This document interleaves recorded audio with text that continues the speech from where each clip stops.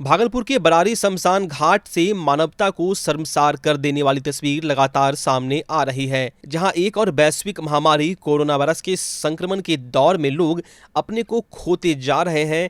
वहीं दूसरी ओर शमशान घाट पर डोम राजा की मनमानी उनकी परेशानियों को बढ़ाते जा रही है। जिला प्रशासन के द्वारा कोविड-19 से हुई मौत के शव को अंतिम संस्कार को लेकर कई दिशा निर्देश भी जारी किए गए हैं, पर भागलपुर के शमशान घाट पर निगरानी के अभाव में इसका पालन नहीं हो पा रहा है। जिस तरह कोविड-19 के शव को स्थानीय डोम राजा के द्वारा एम्बुलेंस से खींच कर निकाला जाता है और खींचने के दौरान मानवता को शर्मसार करते देखा जा सकता है। साथ ही डोम राजा के द्वारा अंतिम संस्कार करने को लेकर प्रत्येक शव के परिजनों से 50,000 रुपये की मांग की जाती है। शव को जलाने के लिए कुछ आगे पीछे रेट तय होने के बाद ही डोम राजा उसका अंतिम संस्कार करते हैं। कोरोना काल में अपनों ने तो मुंह मोड़ लिया है और अंतिम संस्कार के लिए शमशान घाट पर डोम राजा के द्वारा भी लोगों का शोषण किया जा रहा है, जबकि जिला प्रशासन के द्वारा कई बार कार्रवाई की बात कही गई है, पर डोम राजा पर इसका कोई असर नहीं दिख रहा है। हद तो तब हो जाती है जब कोविड संक्रमित के शव को अंतिम संस्कार के लिए शमशान घाट पर ले जाने के लिए चचरी की जरूरत पड़ती है, तो डोम राजा के द्वारा चचरी के एवज में 500 रुपये की मांग की जाती है। पुनः अंतिम संस्कार के बाद उसी चचरी से दूसरे शव को अंतिम संस्कार कराने के लिए ले जाया जाता है। एक ही चचरी से पॉजिटिव और निगेटिव सभी तरह के शव को ढोया जा रहा है, जो संक्रमण बढ़ाने वाला साबित हो सकता है। भागलपुर के शमशान घाट से यह तस्वीर मानवता को शर्मसार करने वाली है। जरूरत है जिला प्रशासन के द्वारा इस पर ठोस पहल करने की। सहयोगी सुबोध के साथ कुणाल शेखर की खास रिपोर्ट। एक तरफ भागलपुर जिले के लोग लगातार जिले में बढ़ रहे कोरोना संक्रमित मरीजों के आंकड़ों से परेशान है, वहीं दूसरी ओर जीवन रक्षक ऑक्सीजन गैस के रिफिलिंग प्लांट में खराबी आने से लोगों को दोहरी मार का सामना करना पड़ रहा है। दरअसल बरारी स्थित Pataliputra oxygen gas refilling plant का एक मशीन खराब होने के कारण भागलपुर और आसपास के कई जिलों में ऑक्सीजन की कमी के कारण हॉस्पिटल में मरीजों को काफी परेशानी हो रही है। इसके कारण ऑक्सीजन प्लांट में भीड़ लगनी शुरू हो गई है। New Pataliputra gas refilling plant के कर्मचारी राकेश कुमार ने बताया कि कल शाम से ही एक मशीन खराब होने के कारण ऑक्सीजन रिफिलिंग की मात्रा बहुत कम हो पा रही है, जिससे लोगों की परेशानी काफी बढ़ गई है। ऑक्सीजन की कमी के कारण भागलपुर और आसपास के जिलों में हॉस्पिटल में कोरोना संक्रमित मरीजों को काफी परेशानियों का सामना करना पड़ रहा है। भागलपुर के नौगछिया शहर में कंटेनमेंट जोन घोषित होने के बाद भी दुकान संचालित किए जाने पर शहर के 2 दुकान को सील कर दिया गया। इस कार्रवाई के दौरान दुकान के एक कर्मी को पुलिस ने गिरफ्तार भी कर लिया है। नौगछिया अनुमंडल पदाधिकारी अखिलेश कुमार ने कार्रवाई करते हुए दुकान को सील किया। नौगछिया अनुमंडल पदाधिकारी ने कहा कि शहर के 2 दुकानों को सील किया गया है। सील किए गए दुकान में एक रेडीमेड कपड़े की दुकान और एक हड़िया पट्टी स्थित दुकान को सील किया गया। रेडीमेड कपड़े की दुकान के एक कर्मी को भी गिरफ्तार किया गया है। उन्होंने कहा कि दोनों दुकानदार द्वारा कंटेनमेंट जोन के नियमों का उल्लंघन किया जा रहा था। रेडीमेड कपड़े की दुकान में दुकान का शटर सामने से गिराकर अंदर से दुकान को संचालित किया जा रहा था। कोविड नियमों के उल्लंघन करने को लेकर दोनों दुकानों को सील किया गया है। उन्होंने कहा कि नौगछिया शहर में पिछले एक सप्ताह में 200 से अधिक कोरोना संक्रमित पाए गए हैं। नौगछिया अनुमंडल अस्पताल में प्रतिदिन होने वाले जाँच के आंकड़ों के अनुसार 40% व्यक्ति की रिपोर्ट पॉजिटिव आ रही है, जो कि चिंता का विषय है। इस स्थिति में कोरोना संक्रमण की भयावह स्थिति होने की संभावना से इनकार नहीं किया जा सकता। उन्होंने कहा कि स्थिति की गंभीरता को देखते हुए पूरे शहर को कंटेनमेंट जोन घोषित कर दिया गया है। अगले आदेश तक आवश्यक सेवा के अलावा शहर की सभी दुकानें बंद रहेगी। पहले 2 दिन पहले हमने 144 धारा लागू किया है। उसमें आप लोगों को पता होगा कि 5 या उससे ज़्यादा लोग एक जगह इकट्ठा नहीं हो सकते हैं। तो इसमें अगर इकट्ठा होते हैं उतने या दुकान में उतने पाए जाते हैं तो दुकान भी सील होगा, और उसके साथ साथ वहाँ जो ग्राहक रहेंगे उन पर भी वो जो आपदा के तहत कार्रवाई है।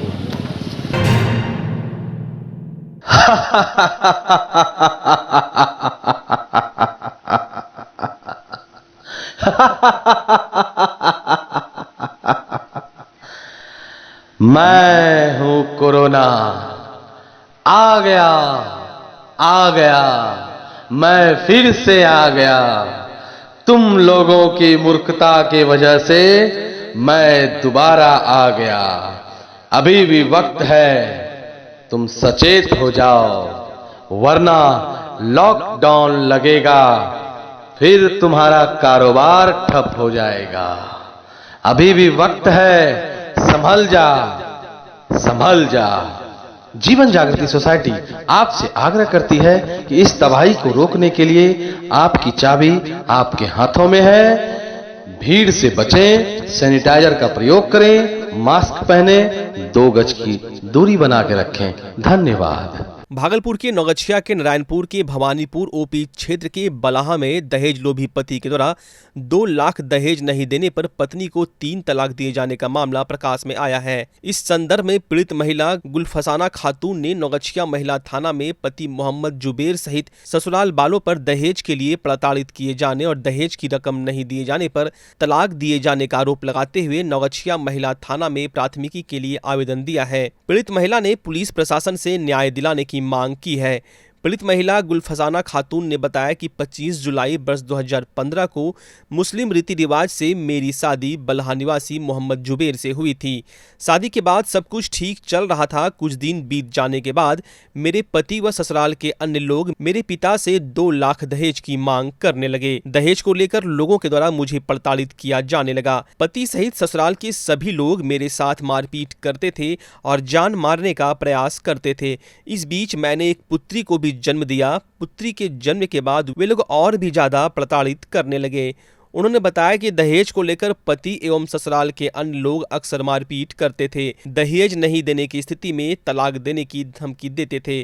15 अप्रैल को मेरे पति मेरे गोद से मेरी बच्ची को छीन ले गए और उसका गला दबाने लगे, जिसका विरोध मेरे द्वारा किया गया। हल्ला करने पर लोगों को बुलाया गया। इस दौरान मेरे ससुराल के सास ससुर देवर सहित अन्य लोगों के साथ मिलकर मेरे साथ मारपीट करने लगे।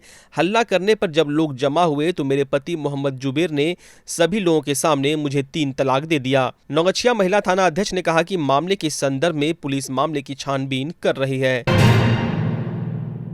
जिला प्रशासन लाख दावे कर ले लेकिन अवैध बालू खनन का कारोबार पर रोक नहीं लग पा रहा है।